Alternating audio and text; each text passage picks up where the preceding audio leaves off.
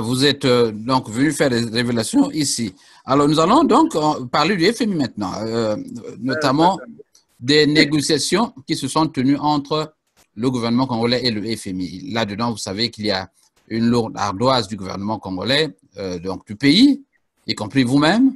Donc, vous devez aux étrangers une bagatelle de 5 000 et quelques milliards de CFA.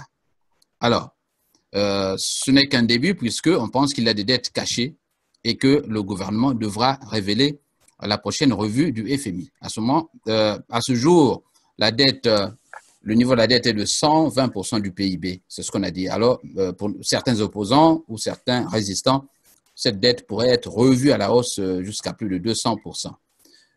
Pensez-vous à ce jour que le FMI, en dépit des actions menées par l'opposition, la société civile, pourra aider le Congo? Alors, le FMI n'aide pas le Congo. Le FMI essaye de ne pas avoir un crash au niveau du marché commun de l'Afrique centrale, c'est-à-dire au niveau de la CEMAC. Parce que si le Congo est en faillite, ça va déséquilibrer le marché de la CEMAC.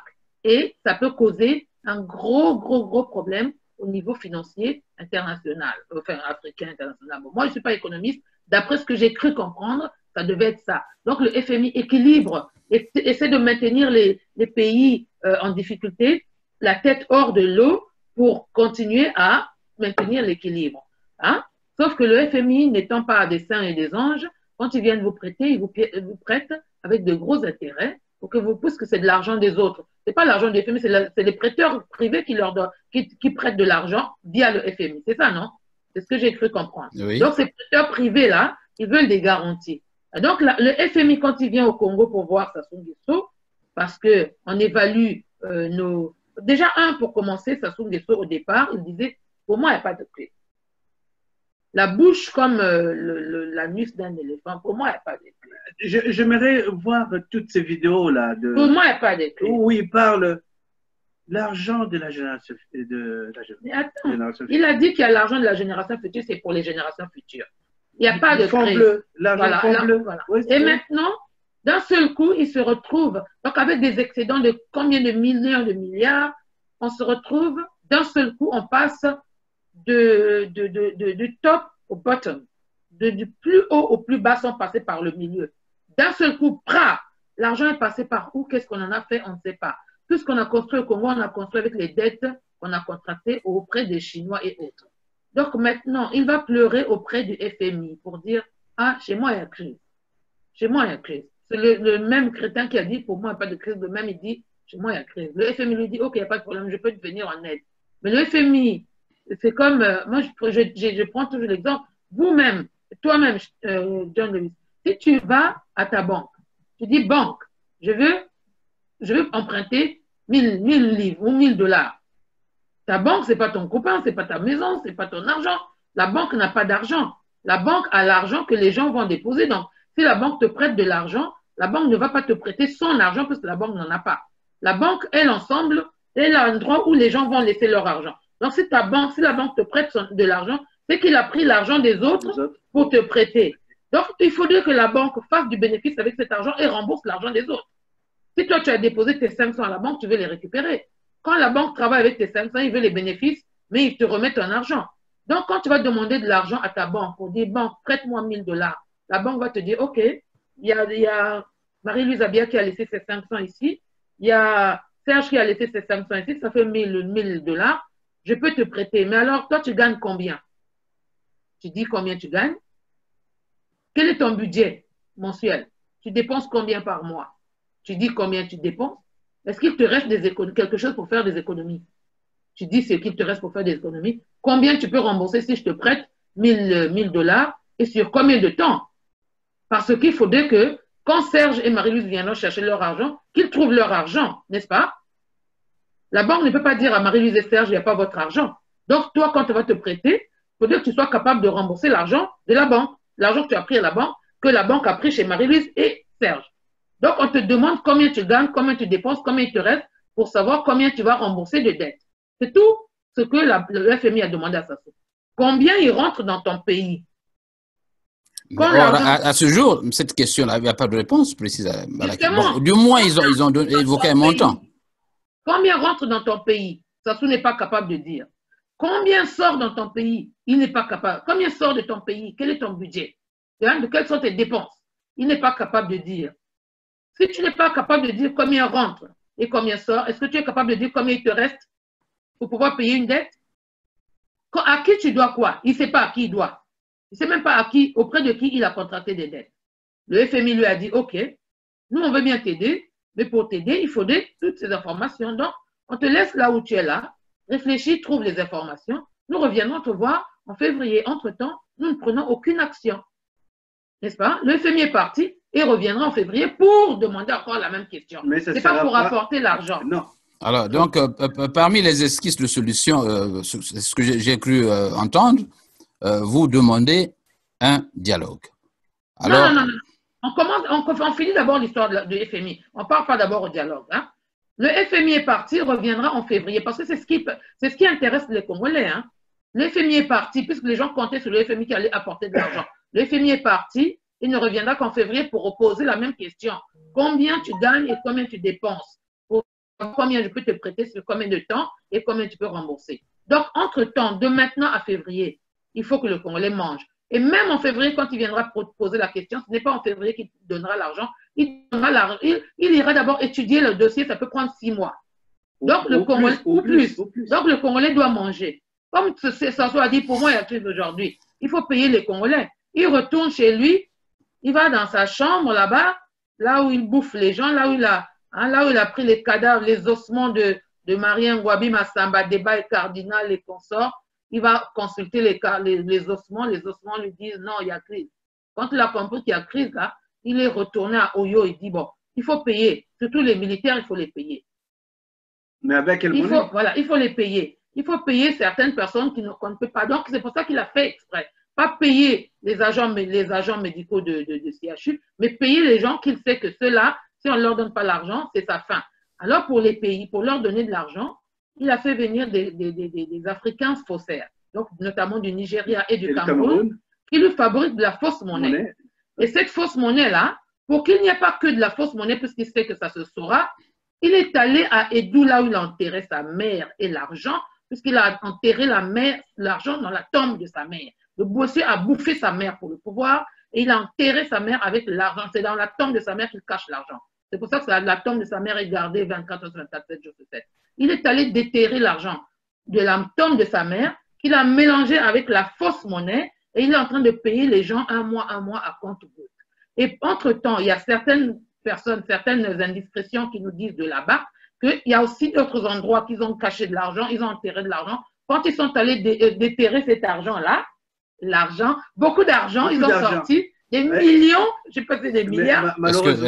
Est-ce que vous ne pensez pas que ce sont là de vraies coupures et qui ont été retirées du trésor pour des raisons stratégiques pour eux? Ils ont sorti l'argent pourri. Chez nous, en Afrique, tu vois, le Congo, c'est un pays humide. C'est pas comme ici en Europe. Vous n'avez même pas vu ces billets-là, non? Est-ce que parce que la photo n'était pas claire. Moi, on a vu la photo. On a vu la photo. Non, alors, nous avons beaucoup de révélations dans ce journal de la communauté. Est-ce que nous pouvons maintenant parler des esquisses de solutions? Oui, je vous écoute. Oui. Sassou, là où il est, le jour qu'il partira, c'est-à-dire qu'il est tellement mauvais, son cœur est tellement noir, il est tellement mauvais qu'il est capable même de jeter tout ce qui lui reste même dessus. Parce que dans son beau cœur là-bas, là où il est, là, il y a toutes les monnaies. Hein? Toutes les monnaies. Comment ça fait-il qu'un pays qui est en crise, on dit, à terre. Comment ça fait-il qu'un pays qui est à terre, mais il prend down, oui, il a 3 hélicoptères déjà. 3 hélicoptères. Pourquoi pour un pays qui est tout petit, un petit pays comme le Congo? 3 hélicoptères, un avion. Pourquoi? Faire quoi avec? Sans compter ces avions de guerre qu'il envoie de le pôle. Pourquoi? Il est capable aujourd'hui de jeter tout ce qui lui reste même dans le fleuve et les parts. Tu comprends? Parce qu'il n'aime pas les Congolais. Il n'aime pas les Moshi, il n'aime pas les Lari, il n'aime pas les Teke, il n'aime personne. Tout ce qu'il veut, c'est le pouvoir, c'est tout. Mais la preuve, il n'aime pas pas que les Moshi. Regarde, hein, parce que nos frères, moi je vais juste, je ne sais pas si on reviendra dessus, sur le soutien qu'il a, le soutien inconditionnel qu'il a de nos frères du Nord, de nos parents du Nord. C'est un constat, on l'a entendu, certains ont cru devoir évoquer la question dans le sens de certains opposants qui sont derrière lui, donc, ou qui le soutiennent, notamment ceux qui sont sur place et peut-être… Les populations qui se taisent, malgré tout ça, c'est-à-dire aujourd'hui, hein, je pars toujours du principe que le Congo est indépendant depuis 6 décennies environ. Hein. Dans les 6 décennies, les fils du Sud ont commandé le Congo pendant combien de temps? Dans les 6 décennies. Très peu d'ailleurs par rapport à ça. Tout le temps, ce sont les fils du Nord qui ont commandé le Congo, qui ont eu le pouvoir absolu sur le Congo. Le Congo a engrangé beaucoup d'argent, beaucoup d'argent, surtout sous le règne de Sassou Nguesso, qui est fils du Nord. Ça veut dire que si Sassou Nguesso aimait le Nord, comme il dit aux nordistes, à nos frères, nos parents du Nord, so ba bominga na 10h, na 11h, batumbi, bitbanda, si vraiment, et les gens là, tellement on leur a fait un lavage de cerveau, eux aussi ils écoutent et ils soutiennent Sassou. Parce que ce Sassou Azate, comment toi, moi je veux dire, un simple constat, si tu vas à Oando, à Ouesso, dans les grandes villes du Nord là, tu comptes combien de Congos qui vivent dans les quartiers là-bas? Ça c'est une bonne question en fait. Il y en a combien? Quand tu vas là-bas, ou à Ouesso? Ouesso, Oando, combien de Congos sont allés s'installer là-bas? Ils sont tranquilles. Il y a combien de à Ouesso, j'en ai connu, mais quelques-uns, des fonctionnaires. Mais qui habitent là-bas tranquilles. Ils sont allés s'installer. D'aller vivre là-bas. Combien? Ils n'ont pas été affectés. Je n'en ai pas vu. J'y ai travaillé un an, mais je ne crois pas. Il n'y a pas. Maintenant, tu viens au sud, dans les villes du sud. Combien de nordistes vivent dans les villes du sud? Est-ce que vous pensez que c'est à cause de votre gentillesse ou que… Non, je vais en revenir. Combien de nos frères du Nord vivent au sud? Bon, ils sont nombreux. D'accord. Est-ce que les gens du sud… maintenant, Sassou Nguesso, depuis quand il a commencé à massacrer les populations du sud? Depuis quand il a… Mais Marie-Louise, il en a massacré au Nord aussi, non? Vous avez oublié l'affaire du Kolongo? Non. Il n'en massacre pas autant. Je dis qu'il a massacré, mais pas autant. Je ne compte pas dans les quantités, mais comme il massacre la population du Sud en serrant les dents là, depuis quand il les massacre? Comme il est en train de faire aux poules là. Imagine un fils du Sud en train de bombarder au Nord en ce moment, pendant une année. Les fils du Nord, tu penses qu'ils vont faire quoi? Si nous, on habitait au Nord là-bas, s'il y avait des fils du Sud qui habitaient au Nord là-bas, on ferait quoi? On les massacrerait. Nos frères du Nord nous massacreraient. S'il y avait un président du… Bon, mais c'est une hypothèse que vous assumez, hein?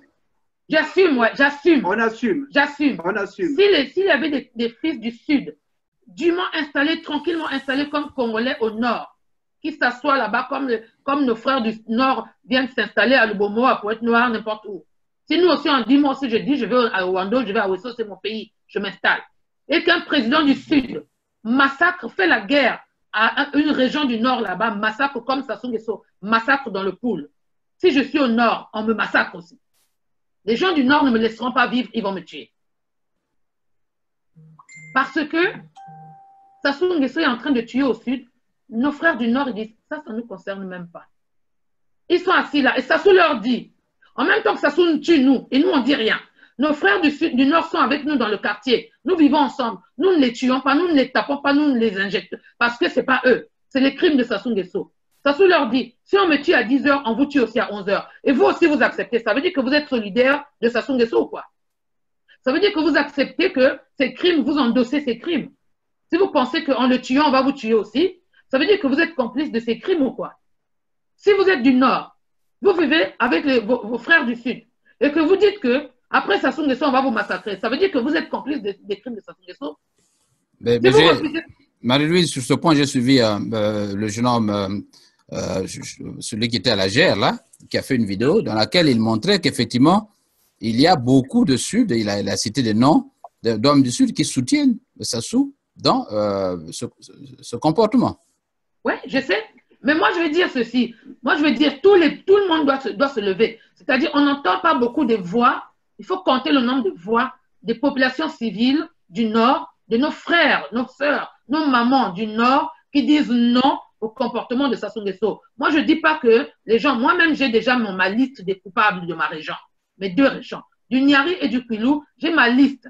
Ma Biala Pierre, quand je vais l'attraper lui-même là, je vais le découper en millions de petits morceaux. Et lui, il y a une liste. Donc, j'ai ma liste. Nkoussou, qui est mon parent, celui-là, je vais le grandir d'un seul coup. Je vais le faire grandir. J'ai ma liste. Je sais qu'il y a des gens qui le soutiennent, mais je parle des populations qui regardent, qui ne disent rien et qui pensent que, parce que Sassou leur dit, si on me tue, on vous tue aussi. Et eux aussi, ils croient qu'on va les tuer. Vous vivez avec nous depuis quand? Depuis quand on vous tue? Quand vous êtes à Pointe-Noire, qui vient frapper à votre porte pour vous tuer? Mais vous ne voyez pas qu'il y a une peur entretenue dans l'opinion de la population et même au Nord? Mais Sassou Nguesso utilise cette peur-là. Il crée la peur, il crée la division, il lave le cerveau des gens. Il leur lave le cerveau. Il les a pris en otage. Il a pris la population, tout le Nord en otage. Tout le Nord, il a pris tout le Nord en otage et il a fait croire à nos frères, à nos parents du Nord que si on tue Sassou Nguesso aujourd'hui, on va tuer les Nordistes. Pour quelle raison? Si Sassou Nguesso a tué les gens, c'est Sassou Nguesso et Antoinette que nous devons mettre au méchoui. Nous devons mettre au barbecue Sassou Nguesso et Antoinette et sa bande. Mais pourquoi on va attaquer les gens qui sont pauvres comme nous, qui subissent comme nous? Pourquoi? Alors, nous sommes devant une situation de blocage. Serge Bizet, un Toumi bloqué dans la forêt. Alors, que doit-on faire? Tout à l'heure, avant de finir, je vais te faire écouter un message audio. Ah, vous avez même des révélations audio? Je suis en direct avec eux. Je parle avec eux. Avec donc, qui? toi, si tu m'aimerais parler, je te mets en contact. Non. Enfin, non. Je parle avec la forêt. Voilà. Alors? Et c'est niet. C'est, comment on appelle, les fameux dialogues des sages, soi-disant sages là. Ils ont attendu 1 an pour qu'ils dialoguent.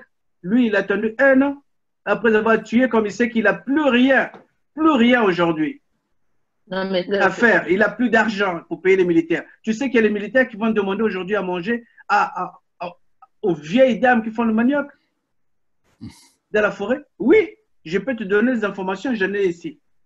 Des militaires qui vont demander maman Pesanga Kwanganalia. Et les mamans donnent aussi. Et les mamans les donnent. mêmes personnes qui violent. Les ninjas voient. Les mêmes personnes qu'on a violées hier, les mêmes personnes qu'on viole aujourd'hui. Les mamans donnent. Les ninjas voient ça. Ils rigolent. Mais la crise du pool est née comment? Parce que pour comprendre s'il y a dialogue ou pas, il faut savoir déjà comment est née cette crise. C'est pour ça que Sassou disait, pour moi, il n'y a pas de crise, puisqu'il n'y avait pas de crise.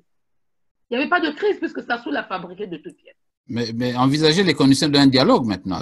Mais pourquoi dialoguer avec qui? Parce que ceci, voilà ce qui s'est passé. Sassou, aujourd'hui, il est pris dans son propre piège. C'est pour ça qu'il veut parler de dialogue. Ce qui s'est passé, c'est que Sassou Nguesso, quand il préparait les élections, n'est-ce pas? Il préparait les élections, il savait qu'il n'allait pas gagner. Et comme il voulait à tout prix laisser son fils au pouvoir, Dieu merci, aujourd'hui, Kiki ne sera plus jamais président au Congo. Parce que là, il faut qu'il passe le corps de tous les Congolais pour devenir président.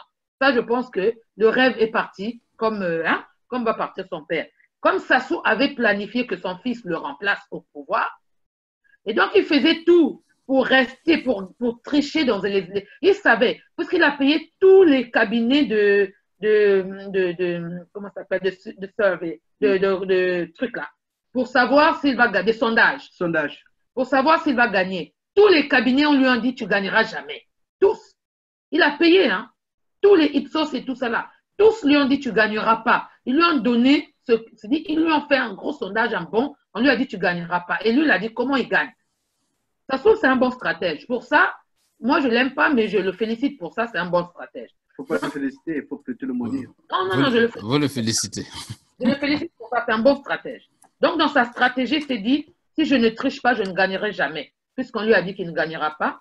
Alors, il fallait qu'il utilise les mêmes personnes, les personnes qui sont à sa portée. Kolela Kolela parfait. C'est dire Kolela, Sassou peut lui dire danse, il va danser. Sassou peut lui dire mange le caca du chien, il va manger le caca du chien. Parce que c'est son père. Et donc Sassou dit, ce gars-là, il faut que je l'utilise. Il lui dit, toi, tu vas faire comme si tu es dans l'opposition. Souvenez-vous que Kolela est allé dans l'opposition avant d'avoir démissionné. C'est après qu'il a démissionné. Sassou l'envoie dans l'opposition. Tu fais comme si tu es dans l'opposition. Tu seras mon premier ministre et tu travailleras, on préparera la venue au pouvoir de mon fils et tu continueras à être son premier. Moi, je vais démissionner, tu resteras premier ministre et tu travailleras avec mon fils. Donc, c'était prévu que Sassou prenne le pouvoir comme il a fait. Au bout de quelques mois, il démissionne, il place son fils qui serait président de l'Assemblée ou de je ne sais pas quoi, qui allait prendre le pouvoir par voie légale selon leur constitution. C'est pour ça qu'il a fait sa constitution. Celui qui devait prendre le pouvoir en cas de vacances était le président de l'Assemblée, hein, je pense. Hein. Donc, c'est son fils qui devait être président de l'Assemblée au Congo. N'est-ce pas? Donc, Sassou, on voit Kolela. Si ce que je suis en train de dire là est faux, hein, j'attends leur plainte. Je suis prête. À tout moment, qui viennent au UK qui portent plainte, qui vont à Paris qui portent plainte givrée. Ils ne porteront pas plainte.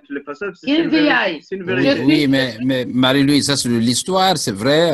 Est-ce qu'on ne peut pas...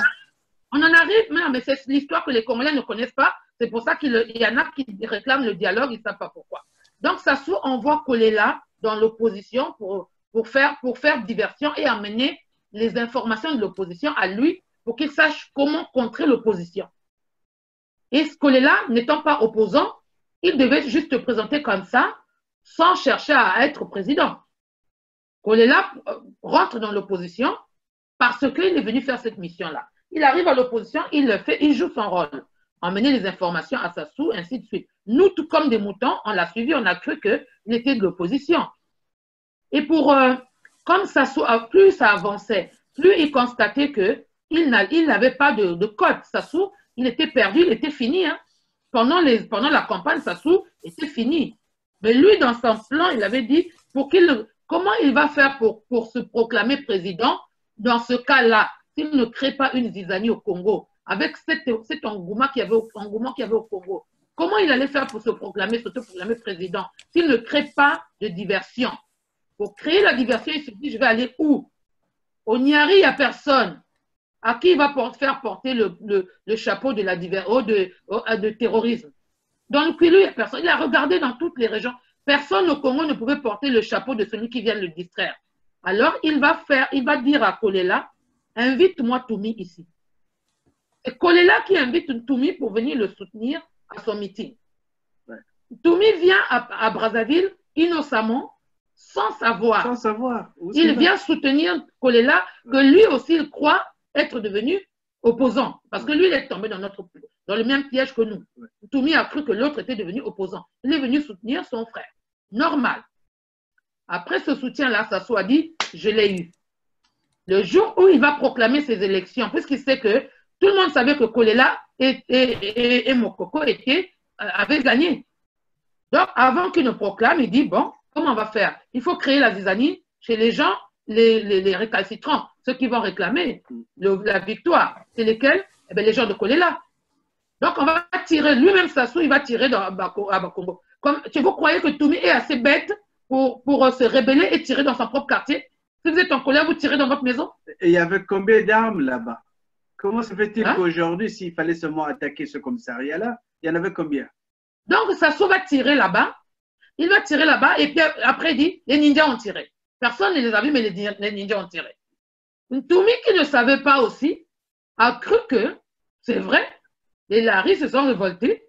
Et c'est pour ça que Toumi a dit, ah oui, les jeunes se sont révoltés. Mais il a assumé cela, non? Mais lui, il ne pensait pas, il ne savait pas il pensait que ces jeunes avaient réclamé leur victoire. Lui, il croyait. Il ne savait pas que le piège qu'on lui connaissait pas, le piège qu'on lui tendait. Lui, il est là tranquille. Sassou maintenant dit, comme Toumi a tiré, on va aller attaquer Toumi. Il est surpris quand il est attaqué. On va attaquer Toumi, il est surpris d'apprendre que c'est lui qui a fait la chose. Lui, il se replie, il fuit. Quand il fuit, il ne comprend pas. Il appelle Kolela. Il dit, Kolela, qu'est-ce qui se passe? Parfait. Kolela qui lui dit, non, ne t'inquiète pas, il n'y a rien, tout ça là, machin, truc et tout. Kolela qui veut l'embrouiller. Le gars, il dit, mais je ne comprends pas pourquoi on veut machin, tout et tout. Ne t'inquiète pas, j'ai le contrôle de la situation. Voilà comment Kolela dit ce que Kolela dit à Ntoumi, j'ai le contrôle de la situation. Ntoumi fait confiance à Kolela qui est dans l'opposition. Ntoumi croit que Kolela est dans l'opposition, il a confiance. Et on voit aussi la délégation à Brazzaville. Voilà, non, après, non, avant ça. Après, il continue à chercher à savoir que ces choses-là s'arrêtent, puisque lui, il est en train de faire son histoire de Dieu, il ne veut pas de guerre, il réclame, arrêtez, arrêtez. Ntoumi a pris du temps pour répliquer, hein, parce qu'avant, il fuyait, il faisait que fuir, il ne répliquait pas, il ne tirait pas, il ne renvoyait pas les coups, parce qu'il voulait qu'on arrête. Quand il a compris qu'on l'avait piégé, il comprend, il parle à Kolela, il dit, mais tu m'as piégé, qu'est-ce qui s'est passé? Il n'était pas content, il s'est fâché. Kolela court chez son père, Sassou, il dit, papa, hein, il est au courant, il a compris, qu'est-ce qu'on fait? Tu vois? C'est là où Ntoumi a commencé à taper sur les miliciens. Ceux qui sont venus pas, il prend les armes. Ntoumi n'avait pas d'armes. Ntoumi a récupéré les armes des miliciens de Sassou Nguesso. Parce qu'eux, ils rentraient dans une forêt qu'ils ne connaissaient pas. Vous venez dans une forêt que les gens connaissent, mais là où ils passaient, ils ne savaient pas, les gens les attendaient, ils les tuaient, ils prenaient les armes. Donc, ils ont commencé à se rebeller comme ça, à se défendre comme ça. C'est de la légitime défense. Kolela va dire à son père, papa, il est au courant. Qu'est-ce qu'on fait?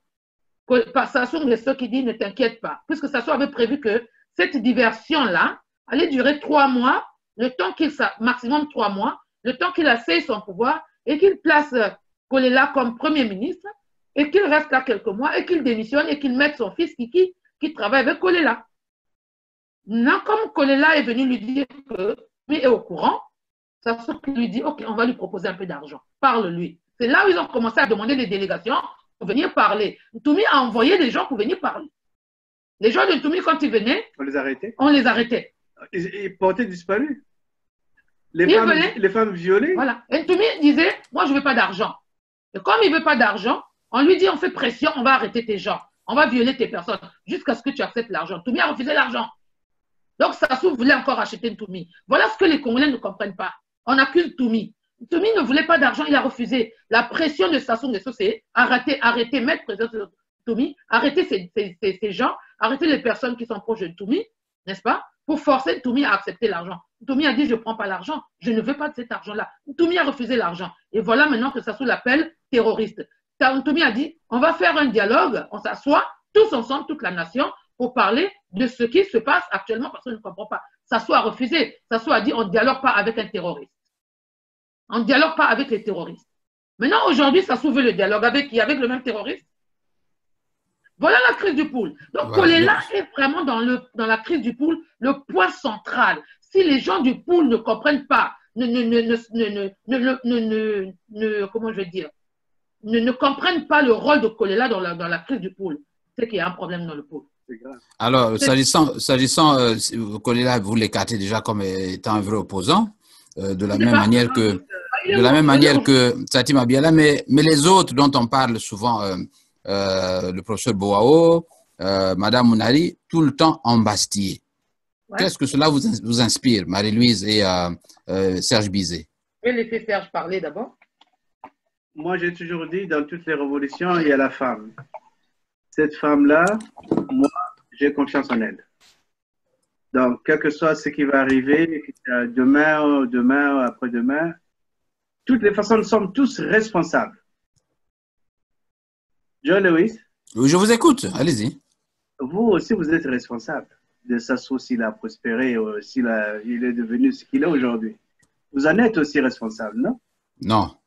Tout le monde est responsable. Je vais t'expliquer pourquoi. Pourquoi tu as laissé tant de temps pour ne pas le critiquer? Ça fait 33 ans qu'il est au pouvoir. Il n'y a jamais eu un critique de toi. Oh, peut-être avec mes élèves, oui, à l'époque. Ah ben c'est bon alors. Mais direct, à la télé, on le critiquait, personne n'a critiqué. Moi, j'étais avec lui au bateau en para. Je le connais très bien, ce type-là. Il avait, comment on appelle, l'épilepsie. C'est un épileptique. Oui, il ne pouvait pas sauter. Et je ne sais même pas où est-ce qu'il a eu son signe de parachutiste. Je n'ai rien compris d'ailleurs. Où est-ce qu'il a eu ça? Il n'a jamais sauté? Il n'a jamais sauté, je n'ai jamais vu sauter. Mais c'est un para? Oui. C'est un parachutiste? Il était chef de stick, c'est-à-dire qui s'occupait des parachutes, c'est tout. Attends, il s'occupait des parachutes au sol. Oui, il pliait les parachutes. Mais il ne sautait pas, comme Marine Je Ngouabi? n'ai jamais vu sauter. Ah bon? Mais vous ne l'avez jamais vu sauter, vous, mais les autres l'ont certainement vu sauter. Je l'ai jamais vu sauter parce que j'ai... Attends. J'étais dans la troisième compagnie la plus féroce. Moi, j'étais le gamin. Personne l'a vu sauter. Il n'a pas un brevet parachute, Sassou Nguesso. Il n'en a pas. Et j'étais surpris d'ailleurs aujourd'hui qu'il porte le signe de para. Bon, enfin, laissons tomber. Sassou, c'est pas un homme bien. Ce n'est pas un homme bien. C'est un homme qui a... Et je regrette d'ailleurs pourquoi Ange, ce jour-là, quand il avait giflé, il n'avait pas vraiment bien cogné. Et je regrette ce jour-là. Le jour qu'il avait giflé, où il a eu deux molaires tombés. Je crois que la haine est partie de là aussi. C'est là où il a trahi trahi Ange. Enfin, pas ça. Moi, je voudrais parler de... Enfin, je ne sais pas si tu as fini. Non, vas-y, continue. Ouais. Je voudrais revenir sur la question de l'embastillement des opposants comme notre brave dame Mounari et Boao. Vous savez que Sassou Nguesso, lui, c'est d'ailleurs pour ça qu'il a vendu sa fille. Aujourd'hui, si Edith Bongo est morte, c'est la faute à Sassou. On peut dire que Sassou a fait tuer sa propre fille. C'est une fille vendue. Il a sacrifié sa propre fille. C'est dommage, c'est fou. Pour le pouvoir, vous voyez ce qu'il est capable de faire. Il a sacrifié sa propre fille parce qu'il voulait que sa fille aille voler les... Vous savez, Bongo avait un pouvoir absolu et un pouvoir incommensurable sur sa population. Les gens avaient peur de lui, n'est-ce pas? Et donc, lui, il voulait avoir ce pouvoir-là. C'est pas comme le roi Teke là qui dit « je vais t'envoyer les temps ». Bongo en avait plus que ça. Bongo, les gens avaient peur de lui. Et donc, lui, comme les gens avaient peur de lui, il avait vraiment des fétiches, voilà, comme les Mobutu, ils fonctionnaient avec des fétiches. Et donc, lui, Sassou, il a voulu voler les fétiches de Bongo à travers sa fille pour pouvoir faire en sorte que les gens aient peur de lui au Congo. Ça n'a pas marché. Au final, il a perdu sa fille dans la chose parce qu'il y a des choses que personne ne doit voir. C'est ce qui a précipité même la mort de Bongo, parce que c'est des choses, comme a dit sa femme, Patience Dabani, chez son mari, il y avait une pièce où personne ne devait entrer. Même elle-même, la Gabonaise, elle n'est jamais rentrée. Aucune Gabonaise n'est entrée là-bas. Apparemment, Edith serait allée rentrer là-bas pour aller voler les choses. Mais bon, bref, on n'était pas là-bas. D'après ce qu'on dit, elle est rentrée dans cette pièce pour aller prendre les choses pour son père. Elle est sortie de là nue. Alors, voilà, elle est devenue folle. Bref, d'après ce qu'on dit. Mais bon, il cherchait le pouvoir pour pouvoir dominer les gens. Et quand il ne peut pas te dominer, il veut te tuer. N'est-ce pas? Il veut te tuer. Et comme le pouvoir qu'il voulait avoir absolu sur les gens ne marche pas toujours avec tout le monde, il y a deux personnes qui lui donnent mal à la tête quand même là-bas. Mounari et Boao. Mounari, elle-même, elle sait ce qu'elle sait sur Sassou Nguesso. Parce que nous, on ne sait pas, mais Mounari sait des choses que Sassou Nguesso ne voulait pas que les gens sachent qu'elle fait. Oui. Donc, si Mounari ouvre sa bouche là, elle a des choses qu'elle va dire. Mounari a des choses. Quoi? Quelle chose? Vous en savez quelque chose, certainement. Mon ami, chacun son arme secrète. Enfin, qu'est-ce que tu crois? Tu es journaliste. Chacun son arme secrète. Mounari a des choses. Si elle ouvre sa bouche là, c'est pas bon. Ouais. Donc, il faut pas merder la dame.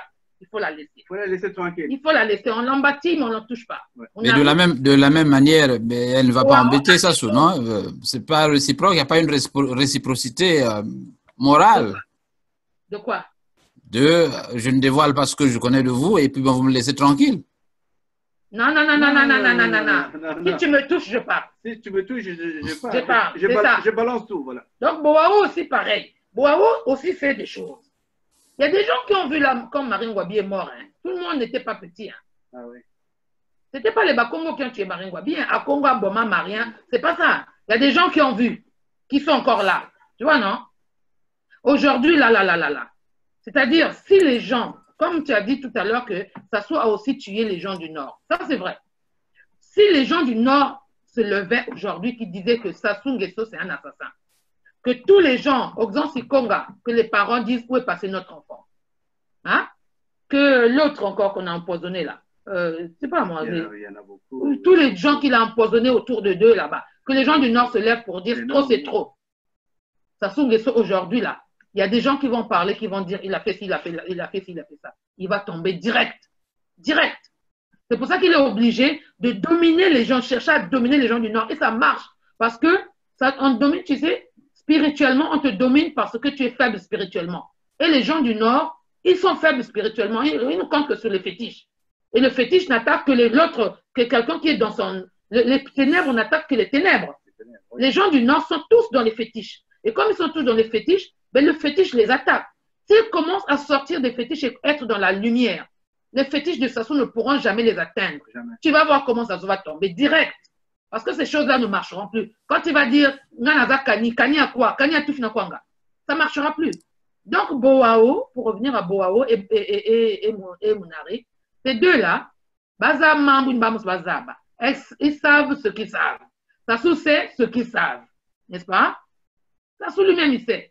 Il sait que les autres savent ce qu'ils savent et que tout le monde sait. Donc, il ne peut pas les emmerder. Les autres, comme les Mathias, tu vois, les autres qu'on peut laisser sortir, revenir, ça, c'est des gens qui sont là, que Sassou lui-même aussi, il sait ce qu'il fait avec eux. N'est-ce pas?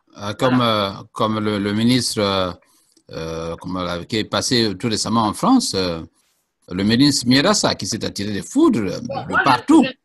Je ne sais pas ce qui s'est passé avec Mirassa. Je ne sais pas ce qui s'est passé ce qui s'est passé entre Mirassa et Sassou, puisque c'est une question de quel deal. S'il y a un deal, s'il n'y a pas de deal, je ne suis pas au courant. Hein? Okay. Je ne peux pas m'avancer là-dedans. Mais tout est-il que Sassou, il y a des gens pour qui il essaie de ne pas toucher. Il essaie de se comporter comme... il essaie de retrouver son sens, tu vois. Ouais. Il les arrête. Mais pourquoi il ne les arrête pas? Il peut les arrêter, hein, là où ils sont. Mounari n'est pas protégé. Il peut prendre Mounari et l'emmener en prison, non? Qu'est-ce qu'il attend? Il peut prendre Boao en prison, qu'est-ce qu'il attend? Revenons encore une fois de plus sur Terre. Oui? La situation actuelle est faite dans l'armée, vous avez des généraux corrompus. Vous avez des militaires que vous avez décrits dans l'une de vos vidéos, comme les gens peureux, et qui ne connaissent pas la stratégie militaire. Vous vous souviendrez de cette vidéo. Et Ntoumi, Serge Bizet, est toujours dans la forêt. À quand la fin des hostilités ou encore la prise du pouvoir? Vous avez des contacts avec eux. Est-ce que vous pouvez me dire où se trouve Ntoumi et quand viendra-t-il à Brazzaville prendre le pouvoir?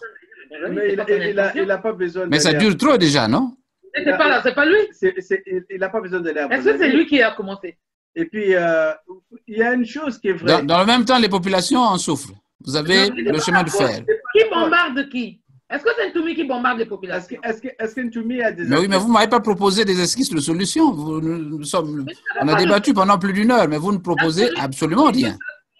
La solution, c'est que Sassou prenne le courage d'un garçon. S'il est garçon, lui. Hein? S'il est garçon, je sais qu'il a la prostate, mais il lui reste encore quelque chose dans le pantalon. Donc, s'il est encore garçon, qu'il se dise de la même manière qu'il a commencé. Il a la prostate de pauvre gars, mais il est encore garçon. Donc, qu'il prenne le courage de la même manière qu'il a commencé la guerre, qu'il arrête la guerre. C'est ça la solution. Tu sais, Baptiste... Donc, vous ne comptez que sur lui, sur sa bonne foi d'arrêter la guerre. Je ne compte pas sur sa bonne foi. Je compte pas sur sa bonne foi. Je me dis simplement qu'il doit avoir le bon sens. John Lewis. Oui. Baptiste n'a pas gagné la guerre hein, pendant le temps de Che Guevara et puis Fidel Castro, hein, de le maestra. Hein. Il n'a pas gagné. Hein. La forêt, on ne gagne pas la guerre. Hein. On gagne la guerre peut-être dans les rues, c'est pas de Tombouctou, je ne sais pas où, mais pas de la forêt. La forêt, il n'y a pas l'adresse, il n'y a pas d'avenue, il n'y a pas de numéro. Hein. Et puis, quelle forêt en plus? Si c'était l'Amazonie ou encore le Mayom, là, on comprendrait. Sassou, il disait quoi?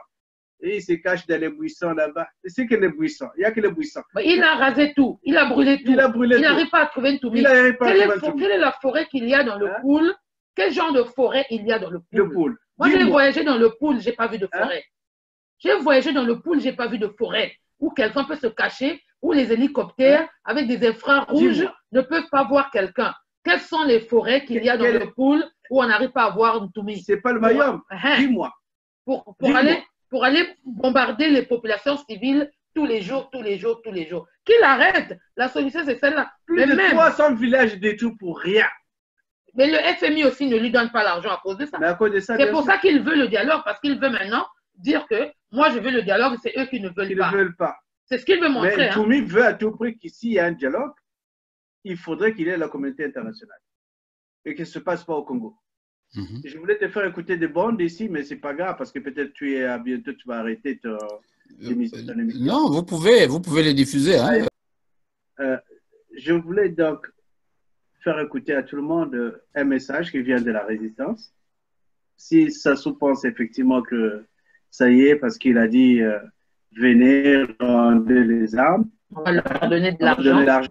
Et ils ne veulent pas l'argent. Ils s'en foutent. Il a essayé d'acheter leur maître, enfin leur patron, le patron a refusé, il va acheter. Aujourd'hui, John Lewis, je m'excuse, on vient, on prend ta fille, elle est violée, on prend ta mère, elle est violée, ta grand-mère, elle est violée. Et tu vas accepter, tu vas remettre une arme en disant je te remets l'arme et en échange d'argent, ça va remplacer quoi? Ta chère maman? Ou ta grand-mère? Ou ta petite fille? Et on demande aux enfants de violer leur mère devant leur père. Oui, tu ne peux pas. Tu ne peux pas amener, même si le Congo, c'est une poudrière. Il y en a à Poto-Poto. Pourquoi ils ne vont pas chercher à Poto-Poto? Pourquoi ils veulent prendre les armes qui sont avec les Niger? Pourquoi pas avec le Cobra? Cobra, non? On les appelle le Cobra, non? Pourquoi pas avec le Cobra? Il y a le Cobra qui a des armes, non? Je te fais écouter ça. Rassure-toi, Père, que ces jeunes sont mûrs. Ils sont très mûrs, très avertis. Le chemin des couloirs, on a encore des tristes mémoires de tout ce qui s'était passé en amont dans ces couloirs, dans les disparus du budget, tout ça on le sait. Ne vous inquiétez de rien. Peut-être qu'ils vont inventer leurs ex-combattants avec les fils Kolela et tout le monde, je ne sais pas. Mais à notre avis, pour ça, ne vous inquiétez même pas, n'y pensez même pas. Nous attendons les vraies solutions. Ok. Merci, papa.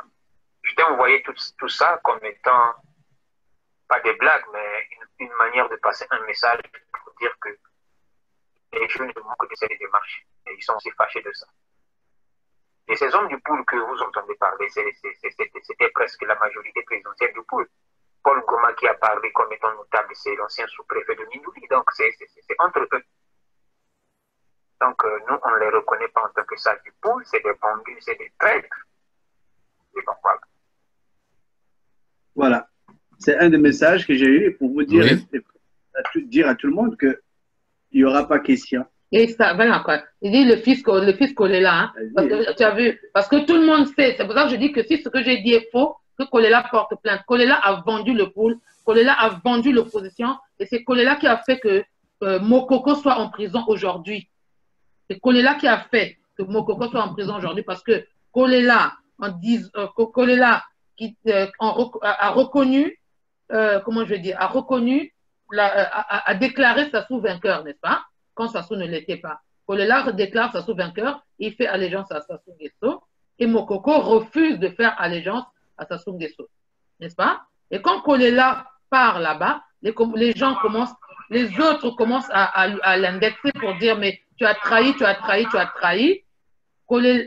Parfait Kolela, qui était aussi le conseiller de Sassou Nguesso en matière de l'opposition, c'est-à-dire il prenait les informations de l'opposition amenées là-bas, n'est-ce pas?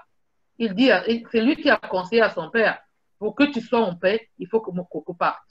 Si Mokoko n'est pas là, si moi je ne suis pas là, Mokoko n'est pas là, les gens ne réclameront pas le deuxième tour des élections. Point. Voilà pourquoi Mokoko est en prison. Parce que si Mokoko n'est pas là, Kolela n'est pas là, qui va faire le deuxième tour? Kolela dit à Sassou, si moi je ne suis pas là, Mokoko n'est pas là, il n'y aura pas de deuxième tour. Personne ne va se présenter parce qu'on était deux. Donc, voilà, c'est ça. Si parfait Kolela trouve que ce que je dis est faux, j'attends la plainte.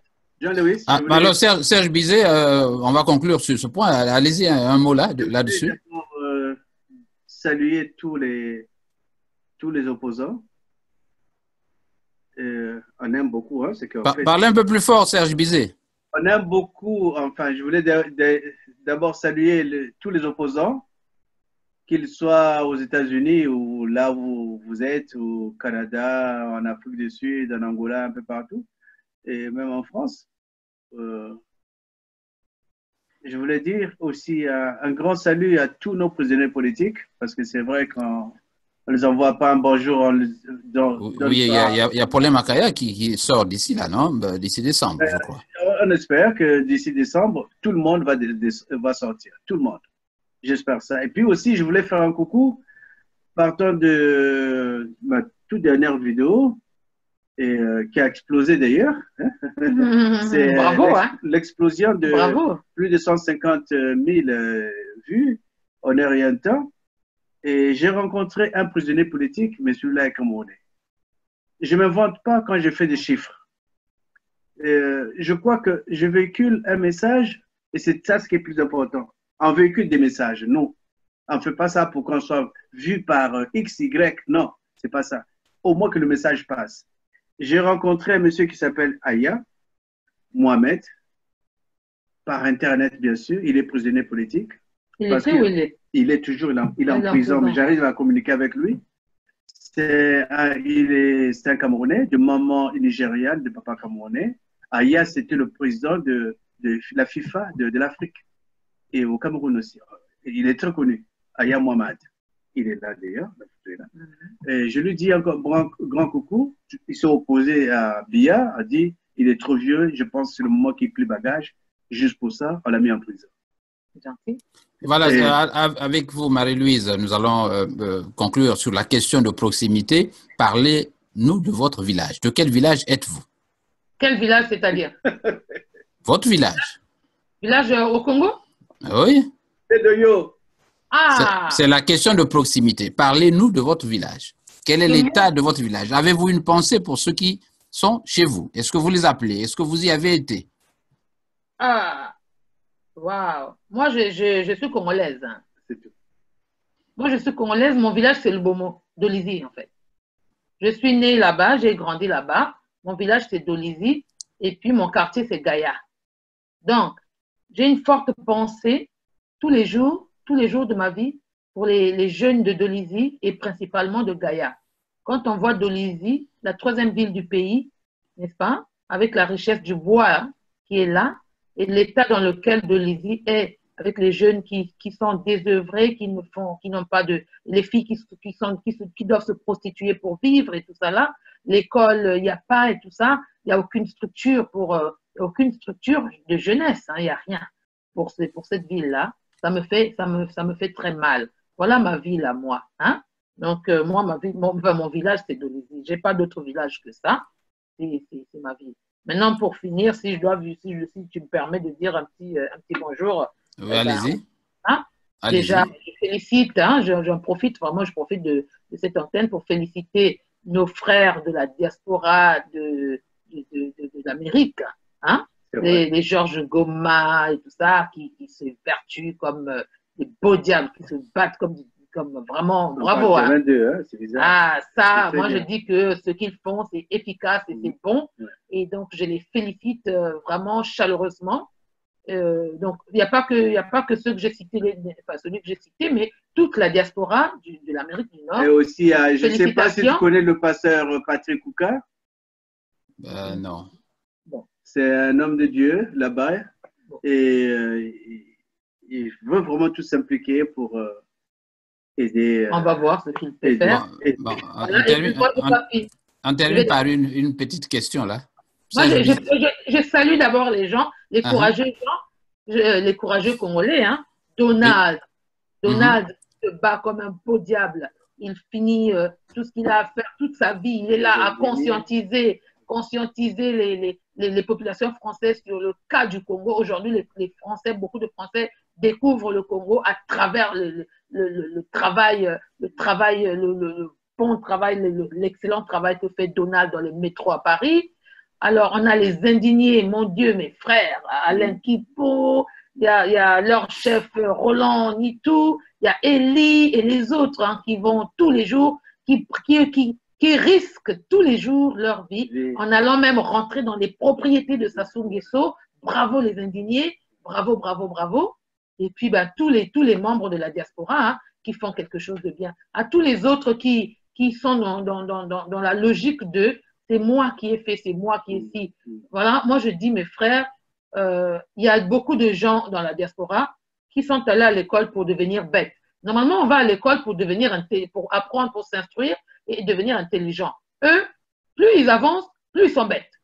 Plus ils vont loin, plus ils sont bêtes. Ils vont ramasser des choses qu'on appelle doctorat, n'est-ce pas? Jusque-là. Donc, en fait, plus ils sont allés loin, plus ils sont devenus bêtes. Après, ils viennent et disent, moi, j'ai docteur. Moi, j'ai docteur. Mais toi, tu as docteur de quoi?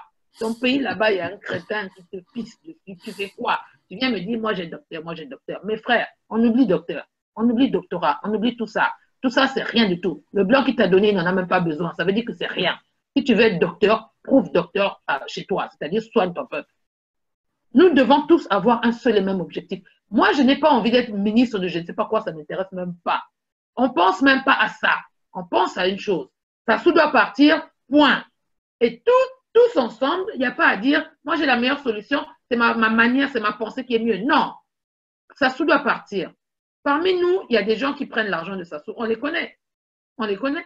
Mais arrêtons de faire des petites choses du genre, moi j'ai la meilleure pensée, ce que tu as dit, c'est pas bon et tout ça là, il faut faire comme moi j'ai dit. Non, toutes les solutions sont valables. Il faut s'asseoir et voir comment nous tous, les fils et filles du Congo, tous les activistes que nous sommes, parce qu'aucun d'entre nous n'est politicien, tous les activistes que nous sommes, comment on fait en sorte que ça se parte? Parce que la diaspora, elle est très puissante. Ce que nous faisons là, vous voyez les indignés hier, ils ont sillonné les hôtels, ils sont allés à l'avenue Rap. La femme de Sassou s'est terrée dans son appartement comme un rat. Antoinette Sassou Nguesso s'est cachée derrière la porte, derrière la fenêtre d'été comme ça, comme un rat. Faites comme un rat. Ma petite, quand elle termine dans l'analyse, il me souffler un bien. Et ces mêmes petits sont allés se promener dans tous les hôtels. Ils sont rentrés dans les crayons et tout ça là pour dire, si vous recevez Sassou Nguesso ici, sachez que nous serons ici. Là. Les gens disent, hey, nous, hein, il ne vient plus ici. Hein. C'est fini. Il ne vient plus ici, il a fini. Vous voyez? Donc, félicitations à ces... Un message vite fait, pardon. Juste une minute. Je voulais répondre à un monsieur, un grand monsieur, qu'on appelle monsieur Mapingu. J'ai eu du mal à le répondre par rapport au commentaire qu'il a fait, un commentaire extraordinaire. Sur vous? Oui, sur moi, sur ma dernière vidéo. Ça m'a beaucoup touché, je suis très ému, je suis très heureux. Et quand ça vient de lui, parce que c'est un homme que j'aime. D'ailleurs, ce n'est pas la première fois que je parle, même la dernière fois. Tu l'aimes, hein? Il aime un homme. Tu l'aimes non, mais... Quand je parle monsieur, c'est l'homme public. Quand je parle mon frère, c'est mon frangin. Oui. Et j'aime beaucoup ce type-là. Et le commentaire qu'il a fait, bon, toi aussi je t'aime. Hein? Tu l'aimes aussi? Hein? Tu l'aimes aussi? Mon frère, c'est mon frangin. C'est ma petite sœur. Bon, c'est mon grand frère. Elle venait de fêter ses 16 ans. C'est mon grand frère. Bon, mais je termine par une question sur elle. Serge Bizet, qu'est-ce qui lui vaut l'admiration de tant de Congolais d'Africains? J'ai vu que son site YouTube est huppé avec beaucoup de thousands of people. Qui ça? Vous. Je demande à Serge Bizet de répondre. Voilà, qu'est-ce qui lui vaut tant d'admiration pour ces internautes aussi bien congolais qu'étrangers? Parce que je vois qu'il y a beaucoup d'Africains qui y vont là. Je pense que c'est une femme très, je l'ai dit tout à l'heure, c'est une femme cultivée, intelligente, et je pense qu'il a fait... Intelligente? Non, elle n'a pas fait l'intelligente, mais plutôt elle est... Courageuse? Des longues études. On dit même qu'elle est insolente aussi. Hein? On dit même qu'elle est insolente. Les gens du PCT vous traitent d'insolente. Oui, non, les gens du PCT ont peur d'elle. Je n'ai pas fait de longues études. Hein? Non. les gens du PCT ont peur d'elle. C'est normal, parce qu'elle ne lâche pas. Quand elle prend, elle lâche, elle donne. Hein? Mais moi, j'ai été membre de l'UGC. Hein? Les gens du PCT le savent. J'ai été membre de l'UGC et j'ai été dans la chorale du parti. J'ai chanté les louanges de Sassou Nguesso et sa femme. Hein. Et voilà, donc on a tous été au PCT, hein, à l'UGC. J'ai chanté les louanges de Sassou Nguesso et sa femme. Donc ces gens-là, si aujourd'hui on les a vomis, on les a bien vomis. Bien comme il faut. Alors vous les connaissez donc mieux que quiconque, puisque vous y avez été. Pas mieux, mais bon, voilà quoi. On les aime pas. J'espère que cette année, comme j'ai toujours dit, cette année, il va dégager et puis qu'il laisse les enfants tranquilles. Qu'il laisse il prend tout un peuple en otage, c'est pas bon. Il y a un moment où il faut dire stop. Parce que qu'est-ce que c'est un dictateur? C'est quand un dictateur, il est resté là des années, il n'y a plus de solution, qu'est-ce qu'il fait? Il dicte. C'est ça. Par exemple, tu vois, il impose, sans tirer dans la longueur, on a fini, mais moi, je vais juste dire un truc, c'est pour finir, hein. C'est dommage qu'aujourd'hui, pour un fils du Nord, Sassou Nguesso, fils du Nord, je reviens sur ça, parce que c'est vraiment très fort dans ma tête et dans mon cœur. C'est un fils du Nord, un Congolais du Nord, qui a le pouvoir depuis plus de 30, 40 ans bientôt. Plus. Qui a 40 ans, qui est là depuis 40 ans. Il a le pouvoir absolu, personne ne l'embête. Il ne développe pas le Nord. Il n'a pas développé le Nord. Quand vous voyez les maisons du Nord, c'est des cases préhistoriques. Les gens vivent encore dans des conditions préhistoriques au Nord. S'il aimait le Nord, Sassou Nguesso, s'il aimait le Nord, aujourd'hui, je ne sais pas quelle excuse il va leur donner aux gens du Nord. Comme il aime mentir aux gens, il va mais Marie-Louise, ça paraît excessif. Avez-vous été au Nord? Les maisons dans les villages du Nord sont comme des cases préhistoriques. S'il aimait le Nord, aujourd'hui, nous serions au Nord en vacances. Oui. Nous serions au Nord. Moi, je choisirais d'aller m'installer là-bas. Les enfants aujourd'hui vont encore mourir dans l'eau pour aller à l'école. Ils prennent des barques pour traverser l'eau pour aller à l'école et ils meurent dans l'eau aujourd'hui au Nord. Sassou Nguesso est président au Nord. C'est fort. Je ne sais pas s'il te reste encore des minutes, mais... Il ne reste que 45 secondes. Ouais, moi, j'ai fini. Nous avons une richesse. On parle du pétrole. Il y a toutes les richesses au Congo. Je voulais demander, au fait, à vous de faire des investigations, savoir un tout petit peu où part l'argent du bois, où part l'argent de la pêche, où part l'argent des minéraux. Où ça va tout cet argent-là? Qui prend cet argent? Ça va où? On n'en parle jamais. On n'en parle jamais, on parle que du pétrole. Que du pétrole. C'est pour cela que j'ai bafouillé tout à l'heure. J'aurais bien voulu qu'on reste un peu plus longtemps, mais bon, c'est pas grave. On est resté longtemps. Voilà, nous sommes restés presque 2 heures ici, ce numéro spécial du Journal de la Communauté.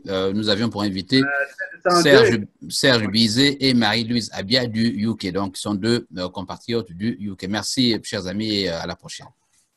Merci beaucoup. Au revoir. Et merci. OK, bye. Bye. Bye.